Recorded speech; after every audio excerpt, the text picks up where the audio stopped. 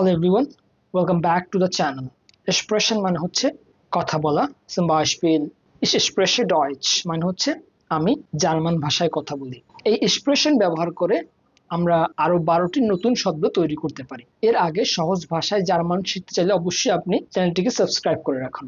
তো চলুন শুরু করা যাক। প্রথম শব্দটি হচ্ছে der Sprecher। der Sprecher মানে হচ্ছে বক্তা। এটা দিয়ে যদি আমি একটা বাক্য তৈরি করতে চাই, der Sprecher hält eine Rede মানে হচ্ছে বক্তা একটি ভাষণ দিচ্ছেন অথবা বক্তা একটি বক্তব্য দিচ্ছেন। পরের শব্দটি হচ্ছে das Gespräch। das Gespräch মানে হচ্ছে আলাপ। wir führen ein Gespräch। wir führen ein Gespräch মানে হচ্ছে আমরা একটি আলাপচারিতা করছি। আমরা একটি আলাপচারিতা করছি। পরের শব্দটি হচ্ছে Sprech বা Sprech বা মানে হচ্ছে বলা যায় এমন। zum Beispiel das Wort ist nicht sprechbar। das Wort ist nicht sprechbar মানে হচ্ছে শব্দটি বলা যায় না। পরের শব্দটি হচ্ছে der Sprachkurs। der Sprachkurs মানে হচ্ছে ভাষার course.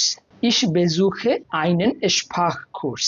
ich besuche einen Sprachkurs মানে হচ্ছে আমি একটি ভাষার কোর্স করছি। আমি একটি ভাষার কোর্স করছি। পরের শব্দটি হচ্ছে die Sprache। die Sprache মানে হচ্ছে ভাষা। zum Beispiel Deutsch ist eine schöne Sprache। Deutsch ist eine schöne Sprache মানে হচ্ছে জার্মান একটি সুন্দর ভাষা। জার্মান একটি সুন্দর ভাষা। পরের শব্দটি হচ্ছে der Sprachfehler। der Sprachfehler মানে হচ্ছে ভাষাগত ভুল।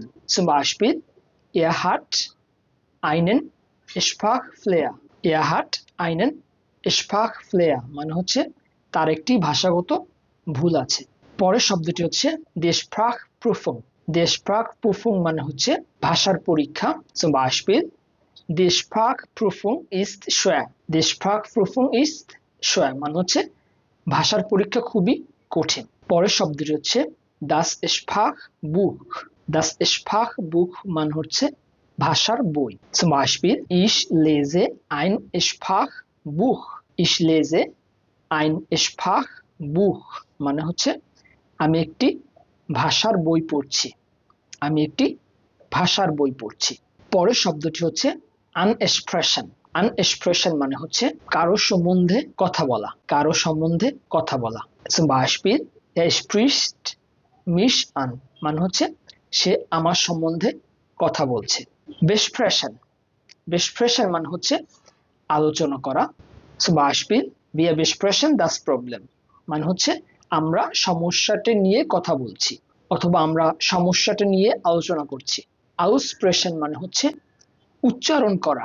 এটা দিয়ে যদি আমি একটা বাক্য তৈরি করতে চাই, kannst du das Wort aussprechen। kannst du das Wort aussprechen মানে হচ্ছে তুমি কি শব্দটি উচ্চারণ করতে পারো। সর্বশেষ শব্দটি হচ্ছে widersprechen। widersprechen মানে হচ্ছে আপত্তি জানানো। এটা দিয়ে যদি আমি একটা বাক্য তৈরি করতে চাই, ich muss dir widersprechen। ich muss dir widersprechen মানে হচ্ছে আমাকে তোমার কাছে আপত্তি জানাতে হবে। আমাকে তোমার কাছে আপত্তি জানাতে হবে। আপনার যদি এই ভিডিওটি ইনফরমেটিভ মনে হয়ে থাকে তাহলে এই ভিডিওটিও দেখতে পারেন। এখানে আমি আলোচনা করেছি কিভাবে কমেন্ট দিয়ে নতুন 12টি ভার্ব তৈরি করা যায় এবং এখানে দেখতে পারেন কিভাবে lernen দিয়ে নতুন 12টি শব্দ তৈরি করা যায়। bis dann, tschüss।